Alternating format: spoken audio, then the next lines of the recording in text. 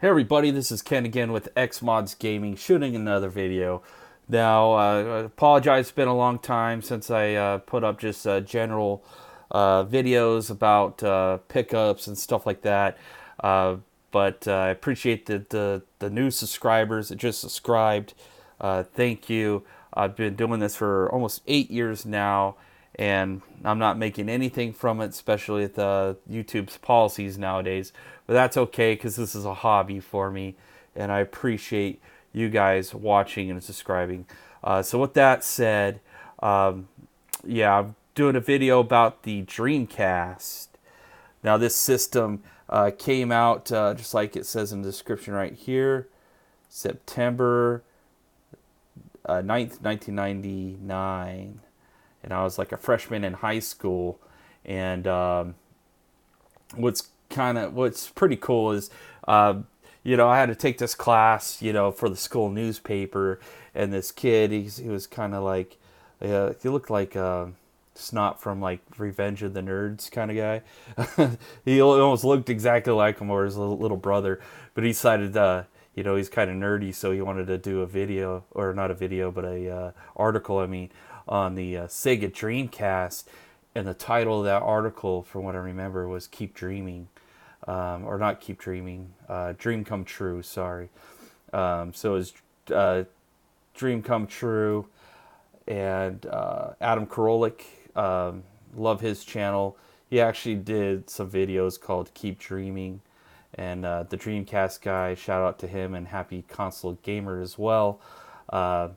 So they have passion and love for this console, which I'm excited to have, because by the time I wanted to get one, unfortunately, I was freshman, maybe sophomore in high school. I'm trying to remember, and or between, and I had no money, even though I was working. I couldn't really save up, the $199 plus however much for games, and convinced my parents to go. I lived in a rural area, which was in Idaho. I still live in Idaho now, but it's just not in a small town like I used to.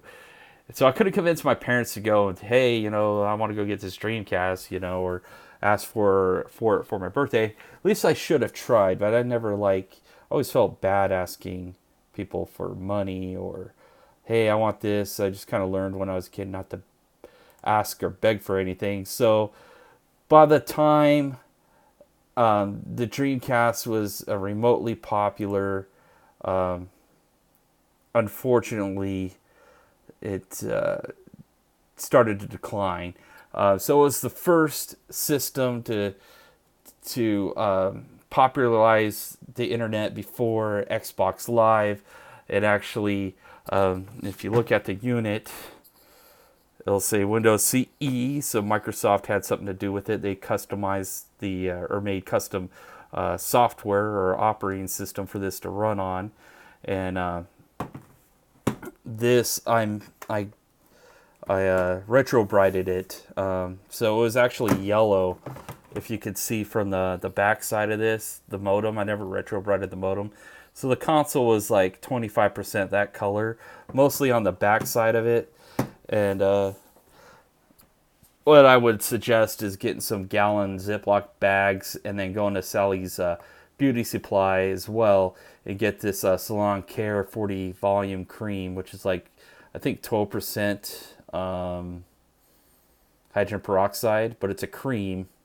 And what you do is you could tear down your Dreamcast, and I would take all the metal off and everything, including the little door mechanism.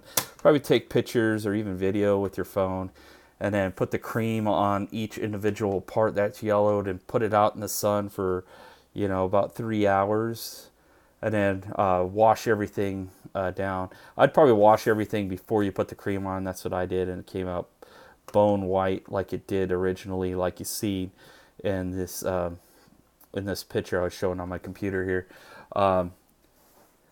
Now, I'm just changing the scenery here, so I'm just in front of my computer just to, for one, point out some facts, and for two, instead of looking at my carpet or my bedroom when I'm modding consoles, so you guys can get an idea.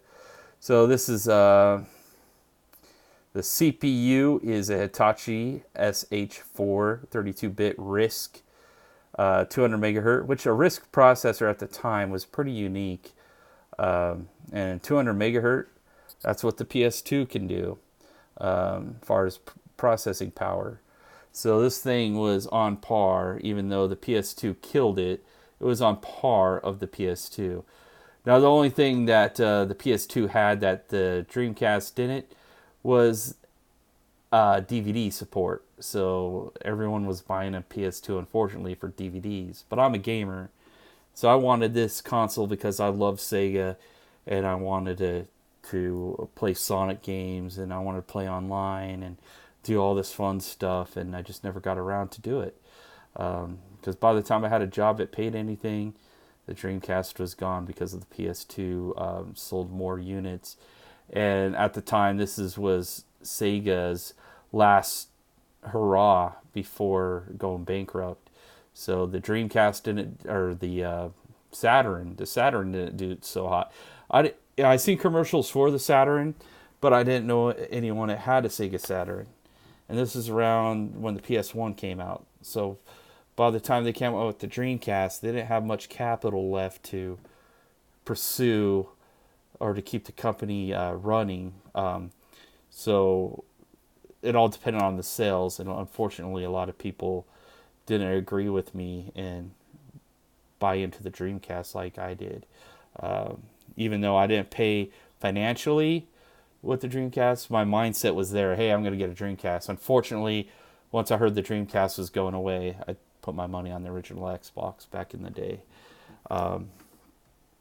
So yeah, that was still around. But yeah, it has 16 megabytes of RAM.